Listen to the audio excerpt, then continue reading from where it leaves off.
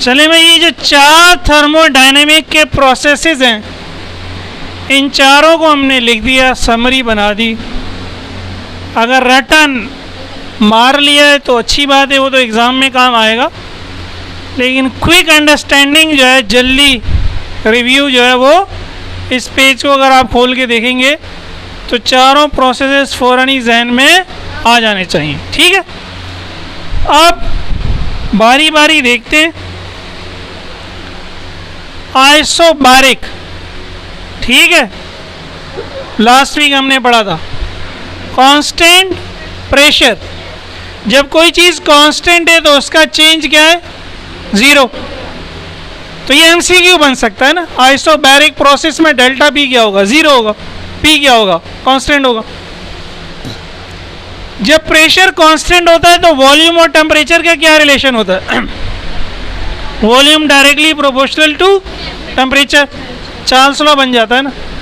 जब volume directly proportional to temperature तो V is equal to constant multiply by temperature, या T इधर ले आए तो V upon T is equal to Boyle's law, ये सॉरी चार्ल्स लॉ, क्या है? Charles law. तो ये भी एक एमसीक्यू आ सकता है कि आइसोबैरिक प्रोसेस में क्या ये चीज़ होती है? हाँ, ये चीज़ होती है एमसीक्यू में। V अपॉन T क्या होता है? कांस्टेंट। तो इस तरह एक्सप्लेनेशन आपके लिए आसान हो जाएगी। समझ लिए, हम आइसोबैरिक प्रोसेस में चार्ल्स लॉ को क्या करते हैं? प्रूव करते हैं। चार्ल्स लॉ को क्या करते हैं?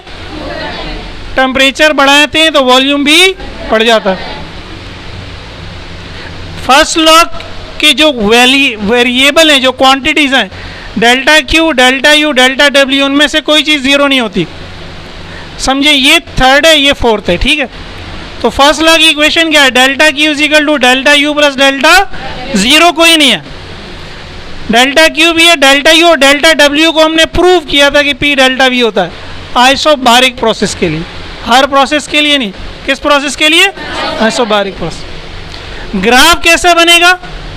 प्रेशर कांस्टेंट है, ये प्रेशर कांस्टेंट है, वॉल्यूम चेंज हो रहा है, तो वॉल्यूम एक्सिस के सामने एक लाइन है, तो स्ट्रेट लाइन है। Graph is straight line parallel to volume axis. और इस ग्राफ के नीचे का अगर आप एरिया निकालेंगे तो यही वर्क डन आ जाएगा, पी डेल्टा। ये मैंने समझाया था डिटेल में, वो लेक्चर आप देख लें। ये तो समरी है, क्लियर हो गया।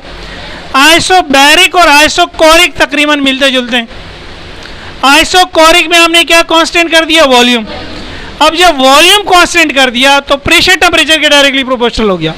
यहाँ प्रेशर कांस्टेंट किया तो वॉल्यूम टेम्परेचर के डायरेक्टली प्रोपोर्शनल हुआ, या वॉल्यूम कांस्टेंट किया तो प्रेशर टेम्परेचर के डायरेक्टली प्रोपोर्शनल हुआ। तो P अपॉन T क्या हो गया? कांस्टेंट। इसको कहते हैं प्रेशर लॉ। वॉल्यूम आप चेंज नहीं करेंगे तो काम भी नहीं होगा। क्या हो रहा है?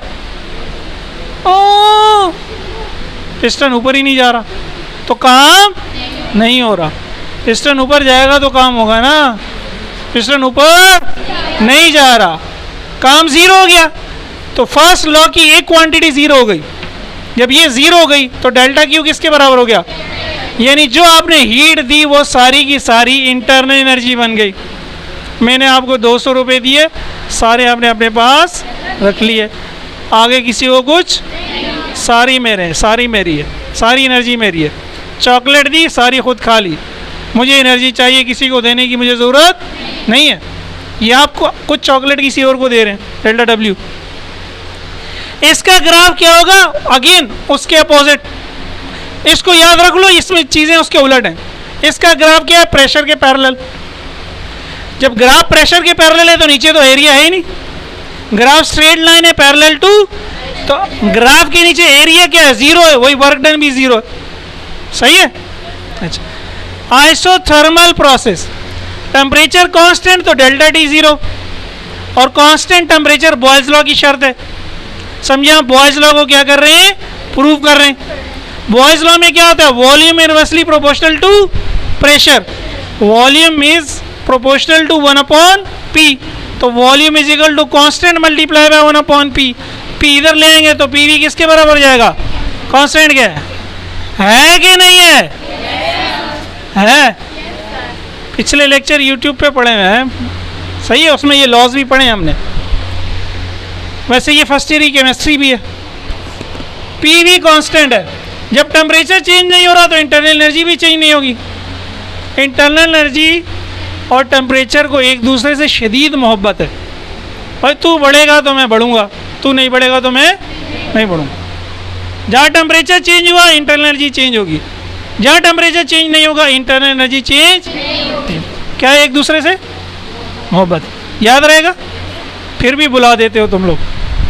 इतने मेरे खूबसूरत जो क्या होते हैं कोड जो होते हैं मेरे, कोटेशंस को उर्दू में क्या कहते हैं? कोटेशंस को उर्दू में क्या कहते हैं? चलो जैसे मेरी उर्दू है वैसे आप लोगों की उर्दू है। कौल, अक़वाले ज़री। तो जब डेल्टा यू ज़ीरो हो गया तो डेल्टा क्यू हो गया डेल्टा डब्ल्यू। तो ये समझे सबसे एफिशिएंट प्रोसेस है। जितने की जितनी हीट है सारी कन्वर्ट हो रही है किस में?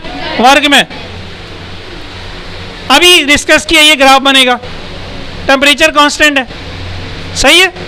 एक जो ग्राफ की शेप है जिस तरह, इसको आप कहते हैं स्ट्रेट लाइन, इसको कहते हैं हाइपरबोला। क्या कहते हैं? एक दूसरा कौन सा बोला होता है? फर्स्ट ईयर में पढ़ा था ना, पैराबोला प्रोजेक्टाइल में।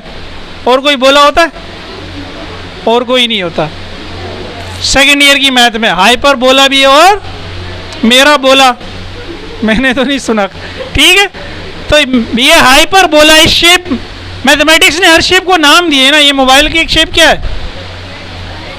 रेक्टेंगल है, रेक्टेंगल है ना। तो इस शेप को क्या कहा उन्होंने भाई? क्या ये हाइपरबोला यार, बस सही है। तो ये हाइपरबोला है और इस हाइपरबोला को एक खास नाम भी दे दिया, आइसोथर्म। सही है। आइसोथर्मल प्रोसेस का जो ग्राफ है वो आइसो, वर्क डन का फॉर्मूला ये नहीं, इसका अपना फॉर्मूला होता है, वो हमारे कोर्स में नहीं है। एडियाबैटिक में कोई कांस्टेंट नहीं है। जब कोई चीज कांस्टेंट नहीं है तो कोई गैस लॉ आप प्रूव नहीं कर रहे, सारे वेरिएबल चेंज होंगे। अच्छा, नो लाए, लेकिन फिर भी इसमें ये लगता है पी वी की power gamma is equal to, पता नहीं मोबाइल में आ रहा है कि नहीं आ रहा है, P V gamma is equal to, ये होता है इसके लिए।